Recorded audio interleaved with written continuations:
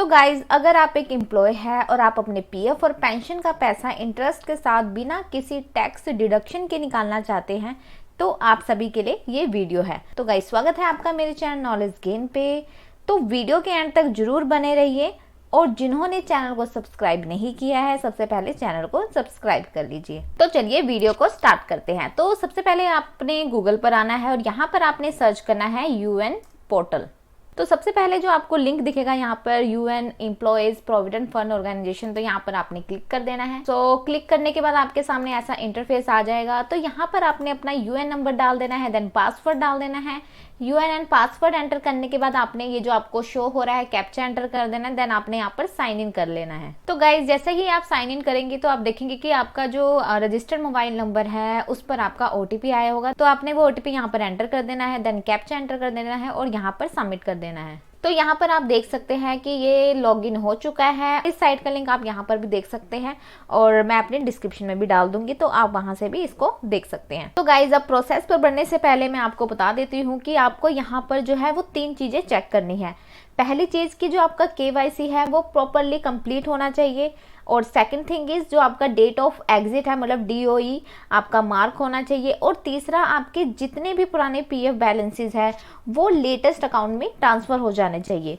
तो एक एक करके देखते हैं। तो गाइज, यहाँ पर सबसे पहले आपको चेक करना है केवाईसी। उसके लिए आपने थर्ड ऑप्शन पर जाना है मैनेज पे। यहाँ पर आपको दिखाई दे रहा है केवाईसी। तो यहाँ पर आपको करंटली एक्टिव केवाईसी चेक करनी है, और केवाईसी में आपको 3 ऑप्शन दिखाई देते हैं, फर्स्ट पैन, बैंक एंड आधार। यहाँ पर आपको कैसे पता चलेगा कि आपका जो है वो केवाईसी हो रखी है, क्योंकि यहाँ पर ये जो तीनों स्टेटस होते हैं वो आपको ग्रीन दिखाई देते हैं और यहाँ पर लिखा होगा वेरीफाइड या फिर अप्रूव्ड। और अगर यहाँ पर ये चीज रेड में है और रिजेक्टेड लिखा हुआ है तो फिर उसको आपने पहले वेरीफाई करना पड़ेगा। और आपका यहाँ पे एक चीज और ध्यान रखनी है कि जो आपका नेम है वो एज पर डॉक्यूमेंट तीनों में होना चाहिए। और सेकंड नंबर पर आपको चेक करना है डेट ऑफ एग्जिट, जो कि आपका मार्क होना चाहिए। तो इसके लिए आपको व्यू पे आना है और यहाँ पर आपको सर्विस हिस्ट्री पर क्लिक करना है। तो यहाँ पर आपने प्रीवियस जितने भी एम्प्लॉयज के साथ काम किया होगा उन सब की लिस्ट यहाँ पर आ जाएगी। तो यहाँ पर आप देख सकते हैं कि यहाँ पर सिर्फ अभी एक ही कंपनी दिखाई दे रही है, क्योंकि इस पर्सन ने अभी एक ही कंपनी के साथ काम किया है। तो यहाँ पर आप देख सकते हैं यहाँ पर लिखा हुआ है डीओजे ईपीएफ। इसका मतलब है कि डेट ऑफ ज्वाइनिंग पीएफ की, और डीओई ईपीएफ का मतलब होता है डेट ऑफ एग्जिट जो कि पीएफ की। जिस दिन आप जॉब ज्वाइन करते हैं किसी भी एम्प्लॉय के यहाँ पर, उस दिन आपके पीएफ में भी ज्वाइनिंग हो जाती है।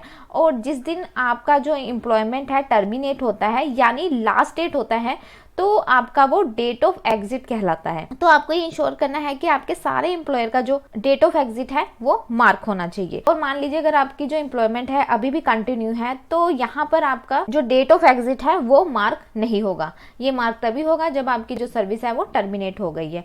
तो उस केस में क्या होता है, अगर आपका मार्क नहीं हुआ है तो उस केस में फुल एंड फाइनल पीएफ आप विड्रॉल नहीं कर सकते, क्योंकि अभी आप वहां पर जो है वर्किंग हो। उस केस में आप सिर्फ एडवांस पीएफ विड्रॉल कर सकते हैं। और गाइस, डेट ऑफ एग्जिट के बारे में मैं आपको एक और इम्पोर्टेंट बात आपको ध्यान रखने वाली है। और गाइस, डेट ऑफ एग्जिट के बारे में मैं एक और इम्पोर्टेंट बात आपको बताने वाली हूँ कि जो भी आपका लेटेस्ट एम्प्लॉयर होगा उसका जो डेट ऑफ एग्जिट है उस डेट के 60 डेज के बाद ही आप full and final PF withdrawal कर सकते हैं।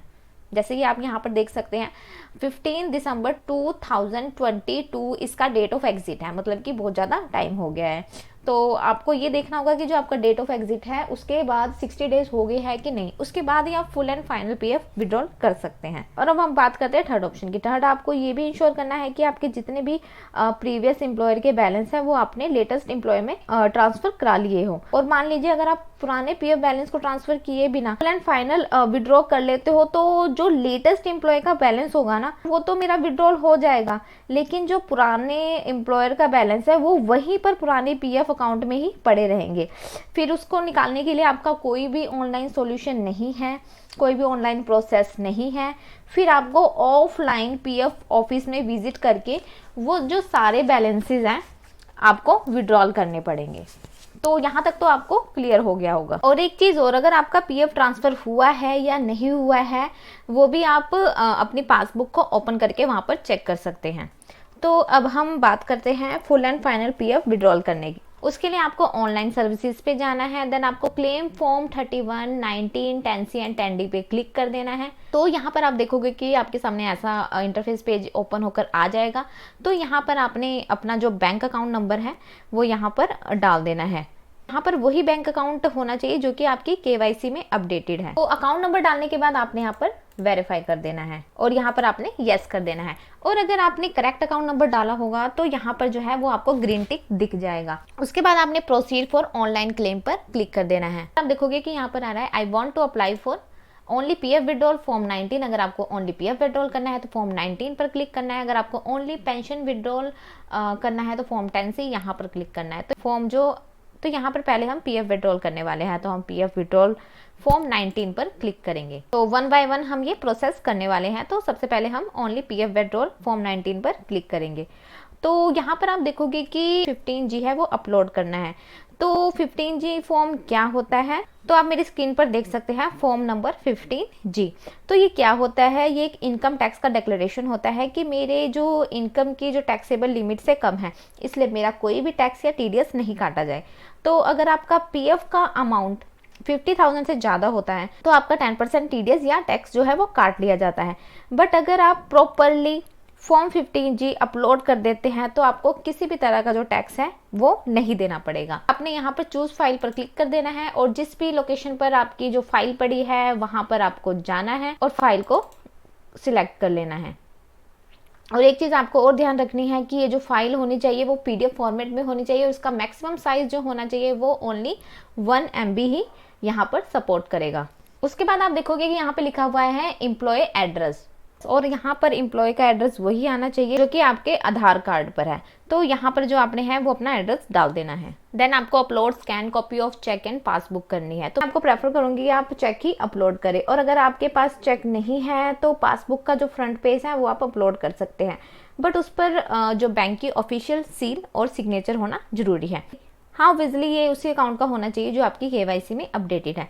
तो यहाँ पर आपने चूज फाइल पर क्लिक कर देना है और जहाँ भी आपने चेक रखा है वहाँ पर आपने इसको सिलेक्ट कर लेना है। और यहाँ पर डॉक्यूमेंट अपलोड करने के लिए कुछ कंडीशन है जो कि आप देख सकते हैं। जो आपकी फाइल होनी चाहिए ओनली JPG एंड JPEG होनी चाहिए, और maximum 100 KB and maximum 500 KB जो साइज है वही यहाँ पर सपोर्ट करेगा। और जो बैंक अकाउंट नंबर है और जो IFC है वो उस पर होना जरूरी है, और name should be visible on cheque. तो ये तीनों चीज़ें bank account number, IFSC and जो नाम है वो भी आपके चेक पर होना जरूरी है। और जो स्कैन्ड इमेज है शुड बी रीडेबल, जो आप स्कैन्ड इमेज लगा रहे हैं वो रीडेबल होनी चाहिए। अगर वो रीडेबल नहीं है तो बहुत ज़्यादा चांसेस है कि जो आपका क्लेम है वो रिजेक्ट हो सकता है। तो यहाँ पर आप व्यू भी कर सकते हैं।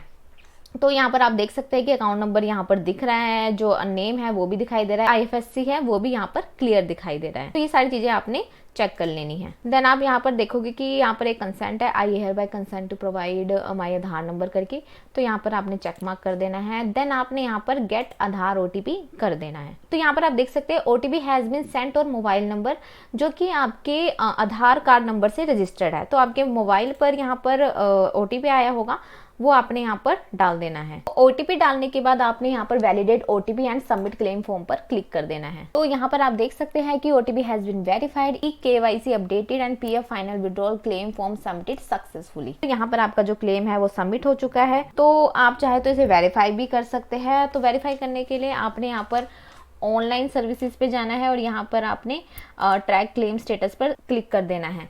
तो यहाँ पर आप देख सकते हैं कि जो ट्रैकिंग ID है फॉर्म 19 और सबमिट डेट क्या है 7 अक्टूबर 2024 और टाइमिंग आ रही है 11 AM। तो इस डेट और टाइम को जो आपने ऑनलाइन फॉर्म सबमिट किया है, अगर इसी तरह से जो आपकी पासबुक में पेंशन का अमाउंट दिख रहा है तो अब मैं आपको बताने जा रही हूँ कि आप पेंशन के लिए कैसे अप्लाई कर सकते हैं फॉर्म 10C के थ्रू। तो हम क्या करते हैं कि हम पासबुक चेक कर लेते हैं और वहां पर PF स्टेटमेंट में देख लेते हैं कि जो पेंशन का अमाउंट है वहां पर शो हो रहा है या नहीं हो रहा है। साथ ही साथ हम ये भी देख लेंगे कि जो PF का बैलेंस है वो कितना हमारे अकाउंट में क्रेडिट होने वाला है, जो कि हमने अभी फॉर्म के थ्रू अप्लाई किया है। तो उसके लिए आपने यहाँ पर व्यू पे जाना है, देन आपने यहाँ पर पासबुक पे क्लिक कर देना है। तो पासबुक पे क्लिक करने के बाद आपके सामने ऐसा इंटरफेस पे शो होगा। तो यहाँ पर आपने UN पासवर्ड एंड कैप्चा डालकर साइन इन कर लेना है। तो गाइज लॉगिन करके मैंने यहाँ पर ये PDF फाइल सेव कर लिया, क्योंकि अभी कुछ सर्वर में प्रॉब्लम आ रही है तो वो बार बार एरर दिखा रहा है। तो यहाँ पर ही मैं आपको बता देती हूँ कि कैसे आप पीएफ का बैलेंस चेक कर सकते हैं। तो यहाँ पर आप देखेंगे कि आपको एक एम्प्लॉय शेयर दिखाई दे रहा है एंड एक एम्प्लॉयर बैलेंस दिखाई दे रहा है। तो यहाँ पर जो आपका एम्प्लॉय का बैलेंस है वो है 13,047 रुपये। देन यहाँ पर आप एम्प्लॉयर का बैलेंस दे सकते हैं 34,544। तो प्लस इसमें जो इंटरेस्ट है वो जोड़ कर आएगा। तो आप यहाँ पर कैलकुलेट कर सकते हो कि आपका एम्प्लॉयर का क्या जो बन रहा है कितना है, प्लस इंटरेस्ट जो भी आएगा। तो ऐसे ही आप पेंशन का जो बैलेंस है वो भी आप यहाँ पर देख सकते हैं, जो कि आपको यहाँ पर दिखाई दे रहा है। पेंशन का बैलेंस जो है 58,358। तो क्या होता है कि पेंशन का अमाउंट आपको अपनी सर्विस हिस्ट्री के अकॉर्डिंग मिलता है। जो आपकी स्टेटमेंट में शो हो रहा है वो आपके लिए रेलेवेंट नहीं है। पेंशन विड्रॉल के बारे में एक और चीज आपको मैं क्लियर कर दूं। पेंशन विड्रॉल के लिए आप तभी एलिजिबल होंगे जब आपकी मिनिमम सर्विस 6 मंथ होगी और आपकी जो टोटल सर्विस है वो 10 ईयर से कम होनी चाहिए। मतलब कि जो कम से कम आपकी जो सर्विस है वो 6 महीने होनी चाहिए और जो टोटल सर्विस है वो 10 साल से कम होनी चाहिए। तो आप पेंशन के लिए उसमें एलिजिबल हो जाते हैं। तो अब पेंशन को हम कैसे विड्रॉल कर सकते हैं, तो हम फिर से आ जाते हैं यूएएन पोर्टल पर। तो आपने ऑनलाइन सर्विसेज पे जाना है, claim form 31, 19, 10C and 10D पे क्लिक करना है। तो फिर से आपको वही सेम प्रोसेस करना है। यहाँ पर बैंक अकाउंट नंबर डालना है, देन वेरीफाई कर देना है। तो अकाउंट नंबर डालने के बाद आपने यहाँ पर यस कर देना है। आपका ग्रीन टिक आ गया है, प्रोसीड फॉर ऑनलाइन क्लेम पर क्लिक कर देना है। देन आपको यहाँ पर सिलेक्ट करना है। पहले हमने पीएफ विड्रॉल के लिए फॉर्म 19 सिलेक्ट किया था, अब आपको पेंशन विड्रॉल के लिए फॉर्म 10C सिलेक्ट करना है। और यहाँ पर आपने वही सेम प्रोसेस करना है। एम्प्लॉय का एड्रेस डाल देना है एज पर आधार कार्ड। देन आपने यहाँ पे स्कैन कॉपी डाल देनी है चेक की, जो कि मैंने आपको क्राइटेरिया बता दिया है क्या क्या होना चाहिए।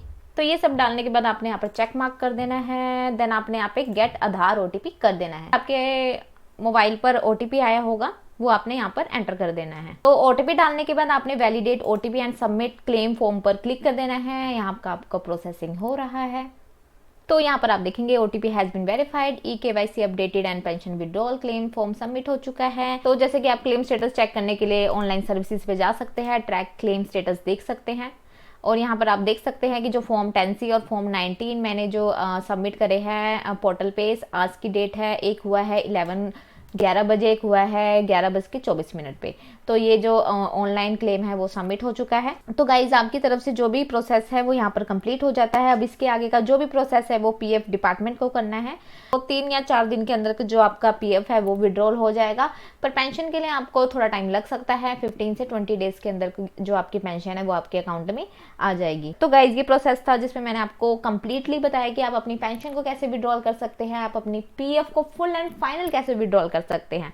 और अगर आपको एडवांस पीएफ का देखना है तो उसका वीडियो मेरे चैनल पर डला हुआ है, आप चैनल पर विजिट करिए और उसका लिंक आपको डिस्क्रिप्शन पर और आई बटन पर भी मिल जाएगा। तो गाइस जिन्होंने चैनल को सब्सक्राइब नहीं किया है चैनल को सब्सक्राइब कर ले। तो मिलते हैं नेक्स्ट वीडियो में, अभी के लिए इतना ही। Thank you guys, thank you so much.